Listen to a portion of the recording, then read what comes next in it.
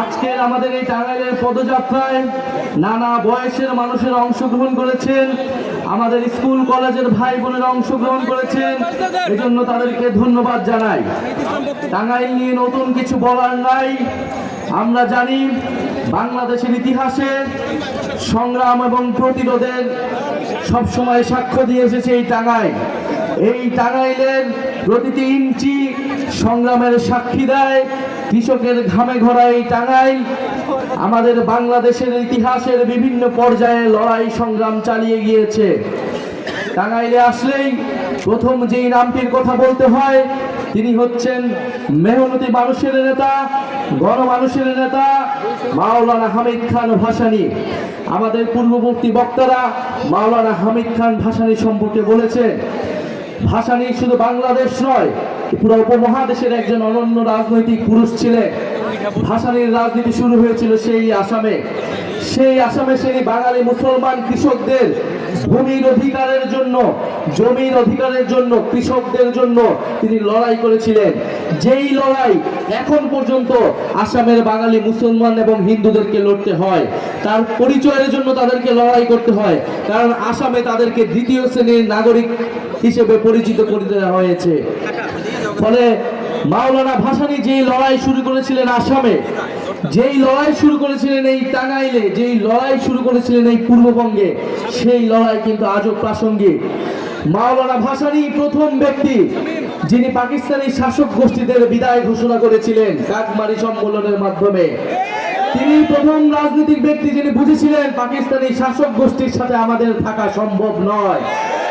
তিনি মাওলানা ভাসানী হচ্ছেন এমন রাজনৈতিক পুরুষ যিনি স্বাধীনতার পরে বলেছিলেন, আমরা পিন্ডির জিঞ্জির ভেঙেছি দিল্লির দাসত্ব করার জন্য নয়, দিল্লির গোলামি করার জন্য নয়। তিনি একাধারে ব্রিটিশ উপনিবেশের বিরুদ্ধে লড়াই করেছিলেন, পিন্ডির আধিপত্যবাদের বিরুদ্ধে লড়াই করেছিলেন, দিল্লির আধিপত্যবাদের বিরুদ্ধে লড়াই করেছিলেন। মাওলানা ভাসানী আমাদের ফারাক্কা লং মার্চে নেতৃত্ব দিয়েছিলেন। আমাদের যে নদীর অধিকার, পানির অধিকারের জন্য যে আমাদেরকে লড়াই করতে হবে, সেই লড়াইয়ের সূচনা করেছিলেন মাওলানা ভাসানী। আমরা আজকের এই সমাবেশ থেকে মাওলানা ভাসানীকে শ্রদ্ধা ভরে স্মরণ করতে চাই। আপনারা জানেন মাওলানা ভাসানীকে ইতিহাসে স্মরণ করা হয় না।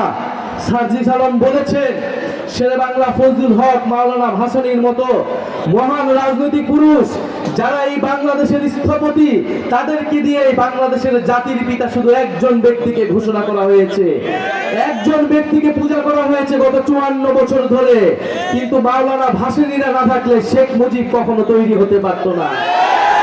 যেই 69-এর গণ অভ্যুত্থানের মধ্যে দিয়ে আওয়ামী লীগ নেতৃত্ব নিয়েছে, সেই 69-এর গণ অভ্যুত্থানের অন্যতম কারিগর ছিলেন, নেপথ্যের পুরুষ ছিলেন মাওলানা ভাসানী। মাওলানা ভাসানী কৃষকদের জন্য লড়াই করেছিলেন, শ্রমিকদের জন্য লড়াই করেছিলেন, গণমানুষের লড়াই করেছিলেন। আমরা মাওলানা ভাসানীর সেই আদর্শকে ধারণ করে জাতীয় নাগরিক পার্টি বাংলাদেশকে এগিয়ে নিয়ে যেতে চাই। মাওলানা ভাসানী শুধু রাজনীতিবিদ ছিলেন না, তিনি ছিলেন একজন রাজনৈতিক দার্শনিক।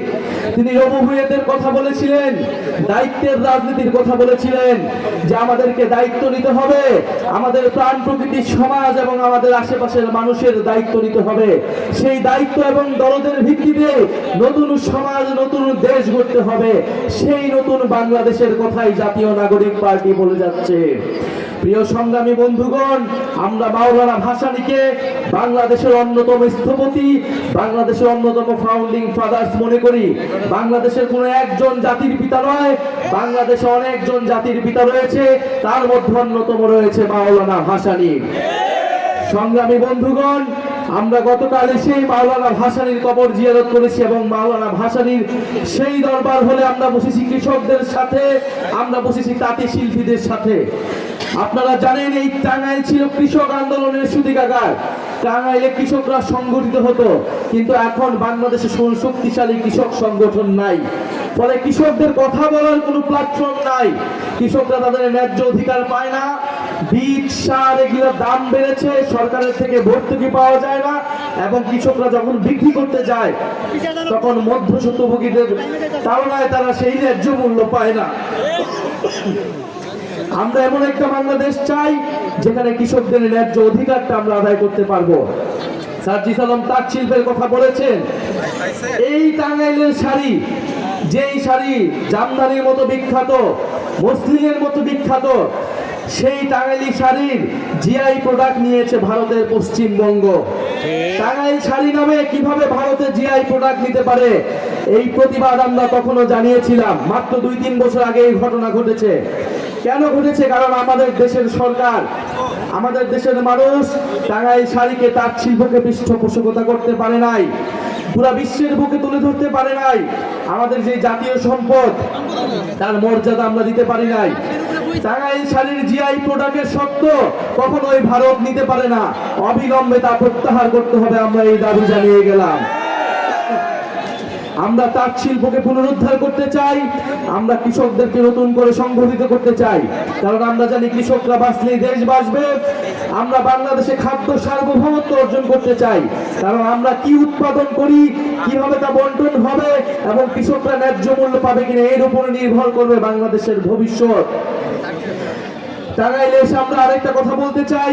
এই যমুনা নদীর পাড়ে টাঙ্গাইল নদী ভাঙনের কবলে পড়েছে দীর্ঘদিন ধরে।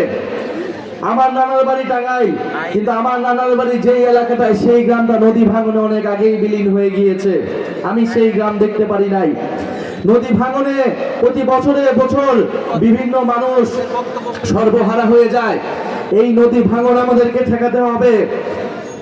নদী ভাঙনে যারা ক্ষতিগ্রস্ত, তাদের পাশে এসে সরকারকে দাঁড়াতে হবে। আজকে এই টাঙ্গাইলে গণ অভ্যুত্থানের শহীদদের সাথে, আমরা শহীদ পরিবারদের সাথে দেখা করেছি। শহীদ মারুফ এইখান থেকে 100 গজ দূরে এই এলাকায় শহীদ হয়েছে, আমরা তাকে স্মরণ করি। টাঙ্গাইলে 9 জন শহীদ রয়েছেন, আপনাদের এলাকার সন্তান, যারা গণ অভ্যুত্থানে ফ্যাসিস্টদের বিরুদ্ধে লড়াই করেছে। আমরা সে সকল শহীদদেরকে ধারণ করে নতুন বাংলাদেশ তৈরি করব, এই শপথ আমরা টাঙ্গাইলে নিয়ে যাচ্ছি। মাওলানা ভাসানীর যে অসমাপ্ত কাজ, মাওলানা ভাসানী, শেরে বাংলা ফজলুল হক, আবুল হাসিমদের যে প্রত্যাশিত বাংলাদেশ, সেই বাংলাদেশ আমরা তৈরি করব, এই শপথ আমরা নিচ্ছি। বক্তব্য শেষ করার আগে আরেকটি কথা বলতে চাই। আপনারা দেখেছেন কয়েকদিন ধরেই রংপুরের গঙ্গাছড়া একটি উপজেলায় আমাদের হিন্দু জনগোষ্ঠীদের বাসভবনে, বাড়িঘরে হামলা চালানো হয়েছে, লুটপাট চালানো হয়েছে। আমরা তীব্র নিন্দা জানাই। ধর্ম অবমাননার অভিযোগে আমাদের নবীজিকে সেখানে কটূক্তি করা হয়েছে। আমাদের নবীজিকে যদি কেউ কটূক্তি করে, আমাদের ধর্মকে যদি কেউ অবমাননা করে, আমরা অবশ্যই তার বিচার চাই। কিন্তু সেই বিচার হতে হবে আইনের আওতায়। আইনের প্রতি আমাদের শ্রদ্ধাশীল থাকতে হবে। কিন্তু সেই ঘটনাকে কেন্দ্র করে যদি সেই সম্প্রদায়ের উপর কেউ আঘাত আনে, সেই ঘটনাকে আমরা কখনোই মেনে নেব না। আমাদের ধর্ম এটাকে পারমিট করে না। আমাদের ধর্মে বলা আছে, পিতার অপরাধের জন্য পুত্রকে দায়ী করা যাবে না, পুত্রের অপরাধের জন্য পিতাকে দায়ী করা যাবে না। অন্য ধর্মের উপর আঘাত দেওয়া, আমাদের এই নবীজি আমাদেরকে শিক্ষা দেয় নাই। নবীজি সবসময় অন্য ধর্মের মানুষের নিরাপত্তা নিশ্চিত করতেন। পরে এই ঘটনা যারা ঘটাচ্ছে, তাদের উদ্দেশ্য ধর্মীয় নয়, তাদের উদ্দেশ্য রাজনৈতিক, তাদের উদ্দেশ্য সাম্প্রদায়িক, এবং তাদের উদ্দেশ্য হচ্ছে লুটপাট করা। এই রাজনীতি শুরু করেছিল আওয়ামী লীগ, সংখ্যালঘুদের জমি দখল এবং লুটপাটের রাজনীতি এবং বিচার না করার রাজনীতি। আমরা আজকের সমাবেশ থেকে বলতে চাই, রংপুরে যারা এই ঘটনা ঘটাচ্ছে, তাদেরকে অবশ্যই বিচারের আওতায় আনতে হবে। যিনি ধর্ম অবমাননা করেছেন, তাকেও বিচারের আওতায় আনতে হবে। আমরা ধর্মীয় সম্প্রীতির বাংলাদেশ গড়তে চাই, ইনসাফের বাংলাদেশ গড়তে চাই, বৈষম্যহীন বাংলাদেশ গড়তে চাই। ইনকিলাব জিন্দাবাদ, এনসিপি জিন্দাবাদ, মাওলানা ভাসানী জিন্দাবাদ।